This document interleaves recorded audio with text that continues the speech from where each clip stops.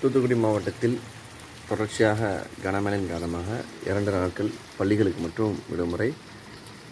நேற்று கனமழை தொடர்ச்சியாக பெய்து வந்தது. அதேபோல் இன்று கனமழை இரவு நேரத்திலிருந்து இன்று மாலை வரைக்கும் தொடர்ச்சியாக பெய்து கொண்டிருக்கிறது. மிதமான வேகத்தில் தொடர்ச்சியாக கனமழை பெய்து வருகிறது. தூத்துக்குடி மாவட்டம் முழுவதும் மழை எச்சரிக்கை விட்டுள்ளது. எனவே வெளியூர் செல்ல நினைப்பவர்கள் மழையில் செல்வதற்கான எச்சரிக்கை விடப்பட்டுள்ளதால் வெளியே செல்லாமல் இருக்குமாறு கேட்டுக்கொள்கிறோம். தொடர்ச்சியான மழைகள் அடிப்படை கட்டுமான வேலைகள், அத்தியாவசிய வேலைகளை கடுமையாக பாதித்துள்ளது. மழைகள் நமக்கு தேவைகள் இருப்பதால் மழை நமக்கு கண்டிப்பான அவசியம். நீர்வளத்திற்கு மழைநீர் தேவையானது. குளங்கள், ஏரிகள் இன்றும் நிரம்பவில்லை.